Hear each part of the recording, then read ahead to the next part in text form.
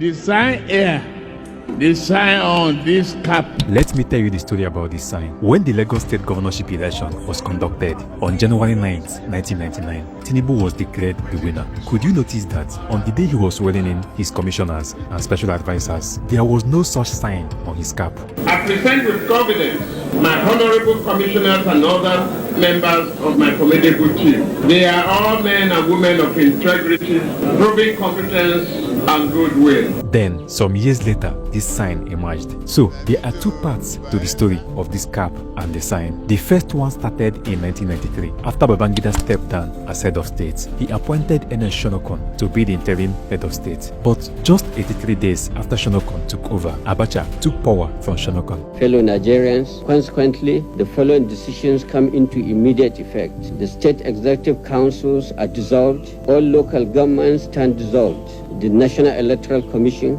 is hereby dissolved. All processions in any part of the country are hereby banned. Any consultative committee, by whatever name called, is hereby proscribed. Like this video, or you're hereby bound. So, Abacha banned every political activity, no political parties, no political association, and any meeting involving some group of persons can be termed a political gathering, and the people involved will be arrested. During that time, he also dissolved the Senate. The national and state assemblies are also dissolved. And Tinubu was a senator then. So you want to cover and preempt any fallout of that investigation. But they couldn't do much to stop Abacha. The implication was that there won't be any court to grant you freedom if Abacha decides to deal with you. So most activists and politicians went into hiding, including Tinubu and Soyinka. As I've been saying just now, Abacha never governed the country. Yes, he terrorized the country. He bullied the country. He had power. He had no authority. He was able to torture. He was able to kill. He was able to take hostages. But he never governed the country. But remember, before Abacha took power in November 1993, there was an election in June 1993, which everybody believed that Abiola won. But Babangida, who was the head of state then, annulled the election. After cancelling the election, there was massive protest in Nigeria. Tensions in Nigeria grew for presidential elections, which were annulled by the military after the People's Choice, Moshood Abiola, appeared to win. His ambitions were thwarted by the general's intervention. The unrest set a pattern for what was to come, as disillusionment and anger swept the country. Riots, particularly in the towns and villages of the southwest.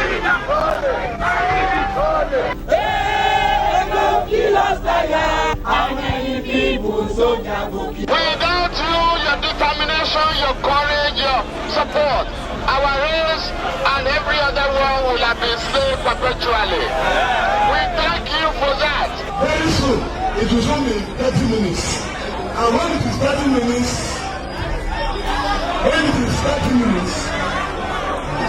we are going to make sure that we render Lagos uncomfortable. Due to this protest and how there was chaos in Nigeria then, Babangida resigned. And that was how he brought in Ernest Shonokon. But after some days, Abacha took over from Shonokon. So even as Abacha became the head of state, Abiola was still fighting to claim his mandate. He believed he won the election and should be declared the president. The people of this country went to polls on Saturday, June 12, 1993, and without let or hindrance chose me as their president. I won in 20 states, and I won the 1/3 of the vote in 28 out of 30 states and at the Federal Capital Territory of Abuja. Now for this life, oh, now so palava. I tire for this problem, I tire for life, oh, Guinea.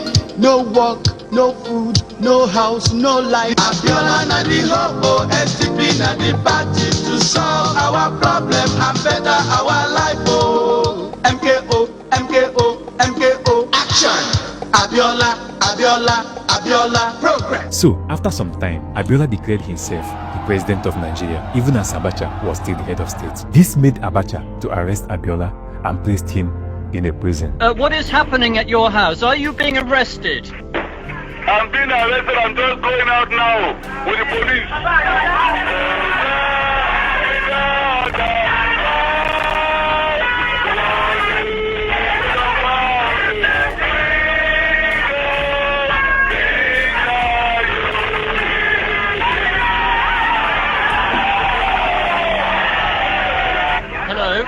there's a large crowd here, and I was being escorted out to detention by singing the national anthem. Why are they arresting you?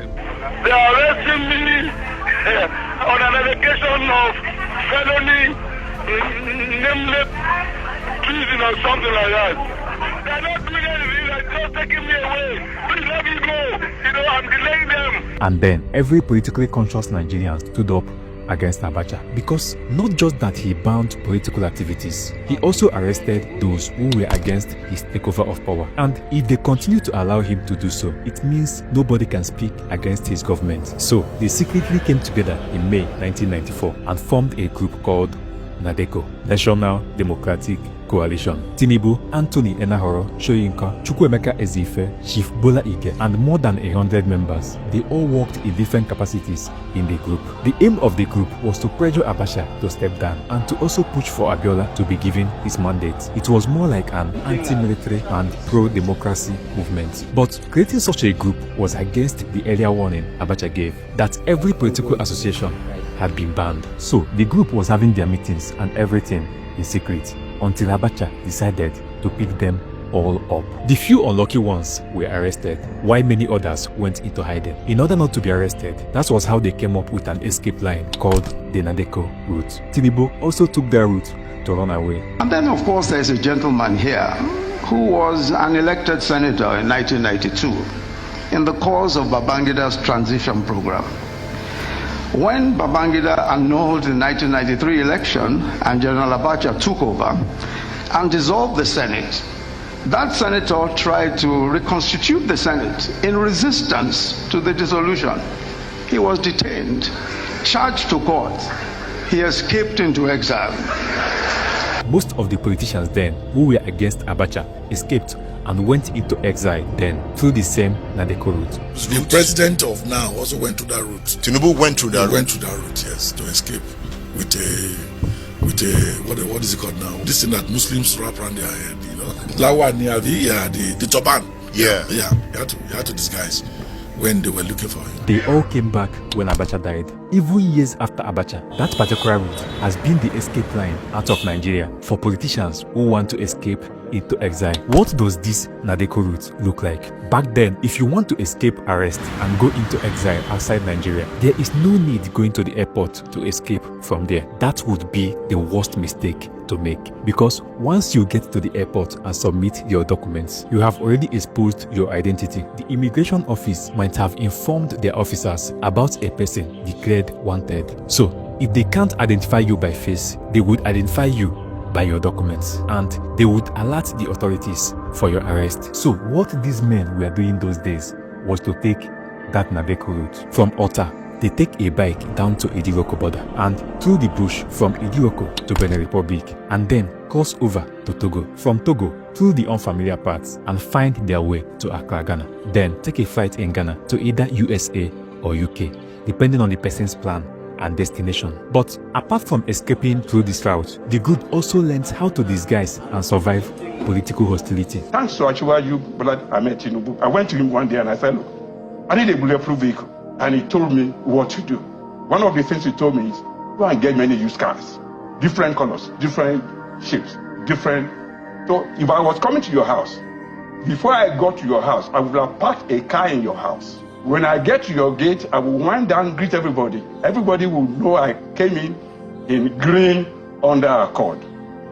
Nobody will know that I had maybe a Mercedes-Benz or a Toyota parked in your house in a different color, and I will escape, all windows wound up, without anybody knowing I'd left your house. And so, many years after this struggle, Tinubu began to wear this sign on his cap. And especially in the spirit of new dawn of a renewed hope, our government understands your problems. We share your plight and identify with your aspirations.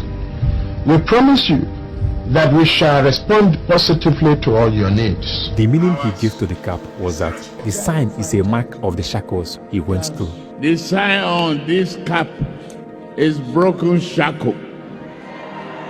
The second meaning to the cap was the suggestion many people gave to the sign. People do suggest that the sign, which is more like an 8, also resembles the Ouroboros sign. But To the extent of my knowledge, after checking out the Ouroboros sign, I discovered that this is not actually what the Ouroboros sign looks like. This is what the sign looks like. It is just like a circle. So, I leave it for you to take a conclusion. What do you think? Don't forget to like and subscribe.